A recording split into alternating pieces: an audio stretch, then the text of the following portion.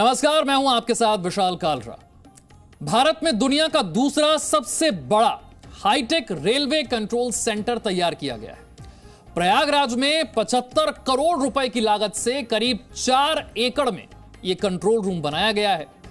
Eastern corridor पर मौजूद यह देश का सबसे बड़ा मॉडर्न और हाईटेक रेलवे कंट्रोल रूम है, जो कई खूबियों से लैस है। और जी न्यूज के लिए दर्शकों का भरोसा सबसे ऊपर है, और इसीलिए इस खबर की तह तक जाने के लिए हमारे रिपोर्टर मौके पर पहुंचे, इस खबर की पुष्टि की और इस खबर से जुड़े एक्सपर्ट से बात की, ताकि आप तक पूरी जानकारी और सही जानकारी पहुंच सके। जी न्यूज संवाददाता ब्रह्म प्रकाश दुबे की यह ग्राउंड रिपोर्ट।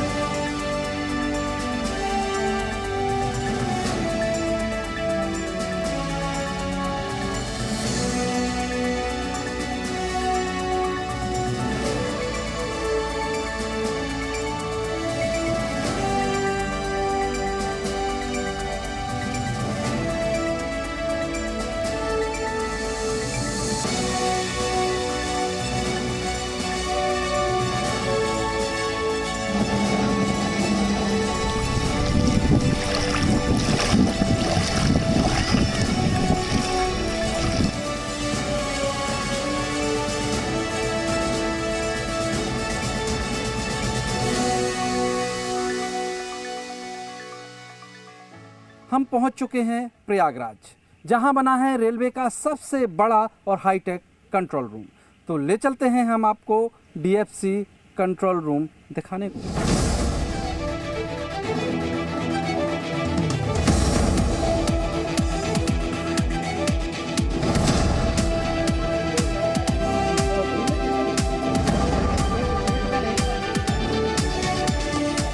ये है देश की बदलती तस्वीर। प्रयागराज में तैयार किया गया डेडिकेटेड फ्रेट कॉरिडोर यानी डीएफसी।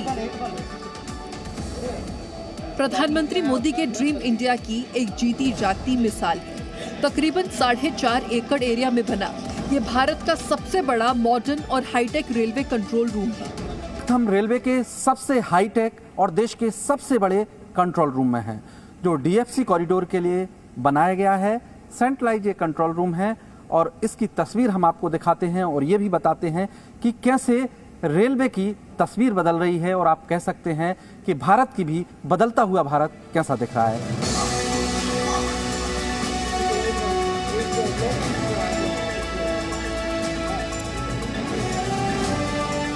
किस तरह से हम कहें कि आपका ये जो कंट्रोल रूम है ये दुनिया के सबसे हाईटेक कंट्रोल रूम में से है, और ये एक देश की बदलती हुई तस्वीर को भी पेश करता है। अगर हम रेलवे में पुराने सिस्टम की बात करें तो हमारे पास अलग अलग रेलवेज हैं, उनकी अलग अलग डिवीज़न है, और डिवीज़न में होता है क्या है कि अलग अलग कंट्रोल होते हैं जो ट्रेन को कंट्रोल करता है। उसके हिसाब से ट्रेनों का मोमेंट तैयार होता है, और अगर मेरे को ट्रेन आगे देनी है तो आगे वाला स्टेशन मास्टर क्या बोलता है उस पर डिपेंड करता है। ये जो अभी डिज़ाइन किया गया है, ये पूरा लुधियाना से लेकर दानकोनी तक पूरा ट्रेन का जो कंट्रोल है यहीं से पूरा होना है। इसकी ये खासियत है, और ये वर्ल्ड का सेकंड लार्जेस्ट है। इससे पहले चाइना में इससे बड़ा है। इसका जो परिधि की हम बात करें, ये करीब 90 मीटर का लंबाई है इसकी। मतलब इसकी स्क्रीन है जो वो 90 मीटर लंबाई हो। हाँ हाँ हाँ है इसकी। हाँ। जैसे जैसे आपके सेक्शन पूरे होते जाएंगे तो ये स्क्रीन भी बढ़ती जाएगी। जैसे अभी हमारा सेक्शन ये खुर्जा से लेके भावपुर तक खुल चुका है। इसमें हम बात करें तो पूरे हर एक स्टेशन में कितनी लूप लाइन है, कहाँ कहाँ पर सिग्नल है, हर एक 2 मीटर में सिग्नल है, ऑटोमेटिक सिग्नल सब दिखाई दे रहे हैं। जो ग्रीन है ग्रीन सिग्नल दिखाई दे रहा है, जहाँ रेड है, जैसे हम इसकी बात करते हैं जो रेड दिखाई दे रहा है, ये यहाँ पर हमारी एक ट्रेन जा रही है अभी, ये भावपुर से जा रही है, दिल्ली की साइड में जाएगी मूवमेंट होते होते। तो जहाँ ट्रेन पहुँच रही है वहाँ रेड हो रहा है। हाँ, ये रेड हो रहा है जहाँ ट्रेन पहुँच रही है। हम इसको कह रहे हैं कि इस तस्वीर को कि ये रेलवे की तस्वीर बदलने वाली तस्वीर, अलग तस्वीर भी दिखाती है। किस तरह से हाईटेक टेक्नोलॉजी का प्रयोग किया गया है और अभी जो चलता है रेलवे में सिस्टम वो उससे किस तरह का बदला हुआ है। जैसे मैंने पहले बोला था कि यहाँ पर सारी की सारी चीज़ें यहीं से सेंट्रलाइज कंट्रोल होगी, चाहे मेंटेनेंस का सिस्टम हो चाहे ट्रेन ऑपरेशन का सिस्टम हो। रेलवे में क्या होता है, बहुत सारी ट्रेनों क्रॉसिंग करना पड़ता है हम लोगों को। यहाँ पर क्रॉसिंग की इतनी ज़्यादा ज़रूरत नहीं पड़ेगी क्योंकि डबल लाइन सेक्शन है और केवल गुड्स ट्रेन चलेगी एक एक के पीछे। और जब यहीं से हर चीज़ कंट्रोल हो रही है तो किसी से आगे पूछने की जरूरत भी नहीं है कि आगे का लाइन क्लियर है नहीं, सब कुछ यहीं पर दिखाई दे रहा है, कहीं पर लाइन क्लियर है क्या। इवन ट्रैक में या सिग्नल में कहीं पर कुछ खराबी आती है तो हमको यहाँ पर इंडिकेशन मिल जाता है कि यहाँ पर्टिकुलर जगह पर कोई इशू आ रहा है, तो हम यहाँ से अपने जो मेंटेनेंस का यूनिट है जो करीब करीब 100 किलोमीटर पे एक हमने रखा हुआ है, उसको हम यहाँ से डायरेक्शन देंगे, उसको अटेंड करेंगे। यह भारतीय रेलवे का सबसे बड़ा ड्रीम प्रोजेक्ट है जो गुड्स ट्रेनों के परिचालन के लिए बनाया गया है। कि देश की जनता को या कहें कि रेल पैसेंजर को किस तरह का इनडायरेक्टली फ़ायदा होगा आपके इस कंट्रोल रूम से, आपके इस कॉरिडोर से, तो उसका किस तरह से आप बताएंगे कि भाई आम जनता का इनडायरेक्टली ये फ़र्क पड़ेगा या रेल यात्रियों पर इनडायरेक्टली ये फ़ायदा होगा? ये केवल गुड्स ट्रेन के मूवमेंट के लिए कॉरिडोर बन रहा है जी। और हमारा अल्टीमेट प्लान है, हम जैसे हम पैसेंजर ट्रेन टाइम टेबल के हिसाब चलाते हैं, ऐसे ही ट्रेन इस पे चलेगा, गुड्स ट्रेन केवल। जब गुड्स ट्रेन जो आधे से ज़्यादा अभी जो रेलवे में जो गुड्स ट्रेन चलती है, एक ही ट्रैक के ऊपर गुड्स और पैसेंजर ट्रेन चलती है। जब सारी ट्रेन इधर डाइवर्ट हो जाएगी तो जो पैसेंजर ट्रेन के लिए जो मोमेंट मिलेगा, जो समय मिलेगा, जो लाइन कैपेसिटी मिलेगी वो ज़्यादा मिलेगी और हमको ज़्यादा ट्रेन चलाने में, पैसेंजर ट्रेन चलाने में सुविधा होगी जब गुड्स ट्रेन हम डेडिकेटेड फ्रेट कॉरिडोर से जाएगी तो। क्योंकि वहाँ से शिफ्ट हो रही हैं, धीरे धीरे शिफ्ट होती जाएंगी गुड्स ट्रेन। हाँ, नहीं धीरे धीरे पूरी गुड्स ट्रेन जो भी है, मान लिया हम लुधियाना से दानकुनी तक जाएगी तो पूरी की गुड्स ट्रेन सब इसी से जाएगी। बाकी जो रेलवे सिस्टम है वो केवल पैसेंजर ट्रेन के लिए ही रहेगा, एक्सेप्ट कुछ को छोड़ के। ये भी कहा जा रहा है कि अब गुड्स ट्रेनों का भी टाइम टेबल होगा, तो आप यहाँ से उनका टाइम टेबल पूरी तरह से कंट्रोल कर सकेंगे? बिल्कुल, हम आगे से प्लान कर रहे हैं कि जैसे पैसेंजर ट्रेन टाइम टेबल के हिसाब से चलती है, गुड्स ट्रेन भी टाइम टेबल के हिसाब से ही चलेगी आगे। डीएफसी 2 कॉरिडोर तैयार कर रही है, ईस्टर्न कॉरिडोर और वेस्टर्न कॉरिडोर, जिसके 2 हिस्सों का प्रधानमंत्री नरेंद्र मोदी उद्घाटन कर चुके हैं।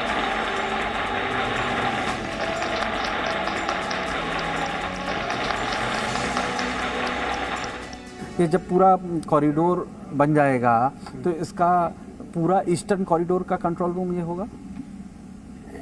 ये पूरा ईस्टर्न कॉरिडोर का कंट्रोल यही होगा। एक हम बेसिकली डीएफसी 2 कॉरिडोर बना रहे हैं, एक ईस्टर्न एक western.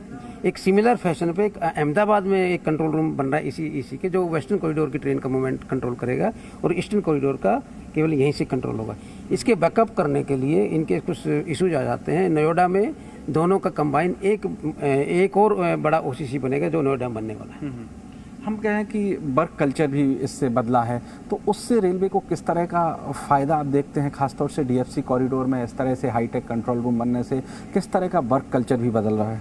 Work culture in the sense, जब टेक्नोलॉजी बढ़ती है तो वर्क कल्चर में इम्प्रूवमेंट आता ही आता है। अगर आपके पास में अच्छे वर्क करने की सुविधा है तो आउटपुट हमेशा बढ़ता ही है। यहाँ तक ट्रेन ऑपरेशन की बात मैं पहले भी बोल चुका हूँ कि यहाँ पर सब कुछ आपको टेक्नोलॉजी के हिसाब से स्क्रीन पे दिखाई दे रहा है, उसके हिसाब से हम अपना एक्शन ले सकते हैं।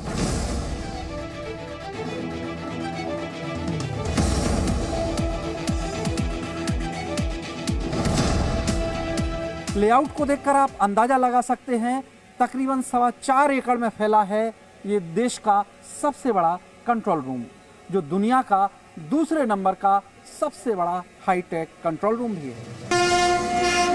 डीएफसी रेलवे ट्रैक के ऊपर से गुजरने वाली बिजली की लाइनों की भी निगरानी करने में सक्षम है, जिससे न सिर्फ समय की बचत होगी बल्कि मैन पावर भी कम लगेगी। इस सेंट्रलाइज्ड कंट्रोल रूम से गुड्स ट्रेनें तो मॉनिटर होंगी ही, इसके अलावा यहाँ पर जो बिजली की लाइन होती है वो भी पूरी तरह से यहाँ से उस पर निगरानी की जाएगी। और ये सामने जो आप बोर्ड देख रहे हैं, इसी पर आपको दिखाया जा रहा है कि जो ग्रीन है वहाँ पर इसका मतलब है कि सुचारू रूप से पावर सप्लाई है, और आगे जो रेड है इसका मतलब कि वहाँ पर पावर सप्लाई नहीं है। और क्या क्या किस तरह से यहाँ पर मॉनिटर किया जाता है, हमारे साथ बात करने के लिए सीजीएम साहब हैं ओम प्रकाश जी। सर, सबसे महत्वपूर्ण बात ये है कि यहाँ से क्या पूरे कॉरिडोर का आप जो पावर लाइन है उसकी मॉनिटर कर सकते हैं? इसको हम स्काडा सिस्टम बोलते हैं, जहाँ से पूरे कॉरिडोर की पावर सप्लाई मॉनिटर होती है। जैसे हम लोग उधर देख ही रहे हैं अभी आपके, जैसे ग्रीन है इसका मतलब फुल्ली चार्ज है हमारा सेक्शन, यहाँ पर इलेक्ट्रिसिटी अवेलेबल है। जो ग्रीन वाला, जो लाल वाला जो दिखाई दे रहा है, वहाँ पर हमारा कोई मेंटेनेंस के लिए कुछ ब्लॉक चला हुआ है। और इनके यहाँ पर मान लिया कहीं पर कोई फॉल्ट आता है तो हमारे पास पूरा सिस्टम है, ये जहाँ भी फॉल्ट आएगा ऑटोमेटिकली रेड हो जाएगा और हम अपनी टीम को वहाँ से बोलेंगे कि वहाँ पर क्या खराबी आ गया, वो जाकर उसको ठीक कर लेंगे। ये 24/7 मॉनिटर 24/7 मॉनिटर। इसमें जो पावर सप्लाई में अगर जैसे ट्रेन निकल रही है, आंधी तूफान आता, कई बार कहते हैं कि पावर सप्लाई डिस्टर्ब हो गई, टूट गया, वायर टूट गया, तो उसको किस तरह से मॉनिटर करते हैं? ये हर एक किलोमीटर वाइज हमारे पास में डाटा आता रहता है। जहाँ भी पावर सप्लाई फेल होता है वहाँ पर हमारा जो सिस्टम है ये आपका कंट्रोल का, उसी लोकेशन पर्टिकुलर लोकेशन पे वो सिस्टम एकदम से रेड हो जाएगा। अच्छा। फिर हमारी टीम में जो कम्युनिकेशन सिस्टम है, हमारे वहाँ पर करीब 100 किलोमीटर के पास में एक मेंटेनेंस टीम रखी हुई है हर टाइप की, सिविल इंजीनियरिंग, एसएनटी का और इलेक्ट्रिकल का। हम यहाँ से इंस्ट्रक्शन जाता है, वो उसको जाकर रिपेयर करते हैं। यानी ये जो पूरा कॉरिडोर है उसकी पावर सप्लाई भी यहीं से आप मॉनिटर कर सकते हैं? पूरे कॉरिडोर की power supply, signalling system and civil work तीनों के तीनों यहीं से मॉनिटर होंगे। अभी तक जो रेलवे में रूटीन होता रहा है उसका सिस्टम किस तरह से चलता है? अभी तक रेलवे में जो रूटीन होता है कि हर एक डिवीज़न में अपना अपना कंट्रोल होता है। कंट्रोल से जो भी इंजीनियरिंग कंट्रोल होता है, एक ऑपरेटिंग कंट्रोल होता है। ऑपरेटिंग कंट्रोल एक इंजीनियरिंग कंट्रोल को बोलता है कि वहाँ पर ये खराबी आ गई, फिर वो पिटलाई के पास में उसकी खबर जाती है जो हमारे सुपरवाइजर स्टाफ है बेसिकली। यहाँ से सीधा क्योंकि एक ही जगह से कंट्रोल करना है, इलेक्ट्रिकल, एसएनटी, सिविल सारे के सारे यहीं से कंट्रोल होंगे और यहीं से इन्फॉर्मेशन आगे दी जाएगी। यानी जो कहें कि मल्टीपल चैनल हैं वो उस तरह का नहीं रहेगा? हाँ, जो मल्टीपल इंस्ट्रक्शन है वो बंद हो जाएगी और हमारा जो मेंटेनेंस का जो सिस्टम है वो भी सारे के सारे जो भी हमारे एसेट है, चाहे सिविल से हो, चाहे इलेक्ट्रिकल का हो, चाहे सिग्नल का हो, एक ही जगह से मेंटेनेंस सिस्टम का जो हमारा मैन पावर है या वो एक ही जगह पर लोकेशन है जो करीब 100 किलोमीटर के आसपास एक सिस्टम कवर करेगा। तो इसका मतलब है कि आपको लाइन दुरुस्त करने में सहूलियत होगी, टाइम कम लगेगा? टाइम कम लगेगा, इसमें मैन पावर कम लगेगी, दोनों को फायदा है और जल्दी भी होगा। और ये जो पूरा सेंट्रलाइज आपने बनाया है कंट्रोल रूम, यहाँ पर डिविजन्स के मुकाबले देखें जितने लंबे एरिया में आपने ये बनाया हुआ है पूरा कॉरिडोर, उसके अगर डिवीज़न में बांटते हैं तो ज़्यादा मैन पावर अभी भी लगता है? अब आप इसमें देखो कि टोटल हमारे ईस्टर्न कॉरिडोर के पास में एक ही कंट्रोल रूम है पूरा का पूरा। अगर हम बाकी डिवीज़न की बात करें, डिवीज़न में ही अगर हम टोटल करें तो इससे ज़्यादा जगह घेरते हैं, सारी कंट्रोल को इकट्ठा करेंगे तो एक डिवीज़न के। ओके। हाँ, तो यानी कई गुना मतलब कई गुना हमको इससे फ़ायदा होता है एक ही जगह पर कंट्रोल करने से, वो मैन पावर बहुत कम हो जाएगी। कंट्रोल रूम से ट्रेनों की मॉनिटरिंग के साथ साथ उनका रूट भी तैयार किया जा सकता है। स्क्रीन पर हम आपको दिखा रहे हैं कि एक ट्रेन कहाँ पर दौड़ रही है और किस रूट पर जाएगी, कैसे उसको मॉनिटर करते हैं। जैसे इस पॉइंट पर आप देख रहे हैं ये रेड है, यानी इस पर अभी ट्रेन है, चल रही है।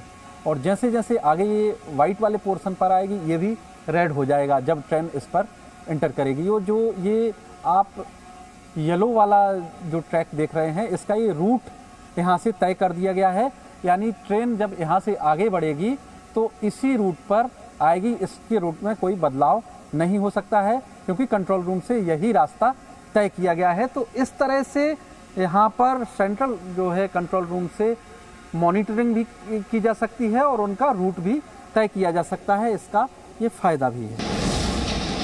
प्रयागराज में यमुना नदी पर एक ब्रिज भी तैयार किया जा रहा है जो इसी कॉरिडोर का एक अहम हिस्सा है। हाईटेक टेक्नोलॉजी के प्रयोग से रेलवे में जो बदलाव आ रहा है उसका सीधा फायदा धीरे धीरे रेल यात्रियों को भी मिलेगा। आप इस तस्वीर को बदलते भारत की बदलती तस्वीर भी कह सकते हैं। ब्रह्म प्रकाश दुबे, जी media, Prayagraj, Uttar Pradesh. V News app available on Google Play and App Store. Download it now.